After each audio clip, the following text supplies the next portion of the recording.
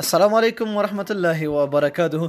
قدرمنو کتونکو که چېرته تاسو سره داسې موبایل وي چې سکرین یې غټ وي، یعنې دا څنګه موبایل چې زه استعمالوم، یعنې ټچ موبایل که تاسو سره وي نو حتما به ستاسو موبایل کې دغه بټن وي. دوستانو د دغې بټن د راز نه که تاسو خبر شئ حیران بشئ. دوستانو ډېرو خوندورو ډېرو زبردست راز نه زه تاسو خبروم، خو ویډیو را سره تر پایه وګورئ.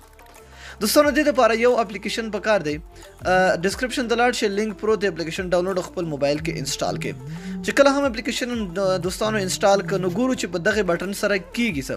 دوستانو چې کله هم تاسو صرف دغه یو بټن ووهئ نو ګورئ تاسو دلته دا راځي، یا داسې کلیک پې ونیسئ نو تاسو داسې سر ټرانسلیټر دا راځي. نو زه غواړم چې کله هم دا بټن یو وارې کلیک کړم نو ماته د یوټیوب، فیسبوک یا هر اپلیکیشن چې زما په کار وي هغه دې خلاص شي. یا چې کله ډبل کلیک کوم نو دا اپلیکیشن دې خلاص شي، او کله چې لانګ پریس یا ګوته پې داسې نیسم بل کار دې وکړي نو دې سره تاسو دغه اپلیکیشن په ذریعې تاسو دغه کار کولی شئ. دوستانو اپلیکیشن چې کله هم تاسو انسټال کړه، اپلیکیشن به تاسو سمپل خلاص کړئ. چې کله هم اپلیکیشن تاسو خلاص کړو نو تاسو نه به څه اجازې غواړي هغه به تاسو ورکړئ او دلته به راشئ. د ټولو نه مخکې به تاسو دلته دوستانو سنټر آف دا به تاسو آن کړئ. دلته ګورئ لیکلي اکشن آن کلیک، یعنې یو کلیک چې کوم نو څه کار دی وشي. دلته ګورئ تاسو ته ډېر څه آپشن راځي، نو تاسو به دلته سلیکټډ اپلیکیشن دا معنا چې ستاسو کوم اپلیکیشن ستاسو په موبایل کې دی هغه دی اوپن شي. د مثال په تور د سلیکټ اپ ته راشئ او د سلیکټ اپ نه پس تاسو دلته اپلیکیشن به تاسو ته دلته راشي. کوم اپلیکیشن چې تاسو په موبایل کې وي هغه به تاسو ته دلته راځي. د مثال په تور چې کله وایم نو ماته د فیسبوک آن شي، چې کله یو ځل کلیک کوم نو دلته ګورئ فیسبوک، ګورئ آن ډبل کلیک، یعنې په ډبل کلیک سره څه وشي.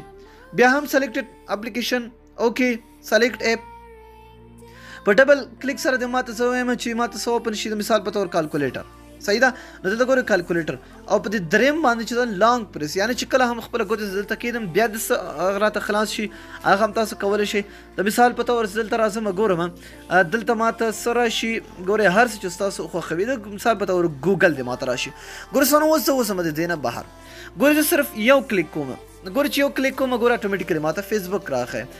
ګورئ ډبل کلیک کوم ماته به کالکولیټر آن شي، او چې کله هم زه ګوته پې داسې کېدم نو ماته به صرف ګورئ ګوګل آن شو. ډېرو خوندور اپلیکیشن ستاسو ډېر کار اسانه کوي. دا ضرورت بني وي تاسو چې هغه اپلیکیشن پسې وګرځېږئ نو دلته تاسو ورکئ نو اټومیټیکلی به هغه اپلیکیشن درته خلاصېږي. نو دوستانو که ویډیو مو خوښوي وي حتما یې در سره لایک کړئ. تر بیا بلې ویډیو د الله په امان په دعاګانو کې مې یاد ساتئ.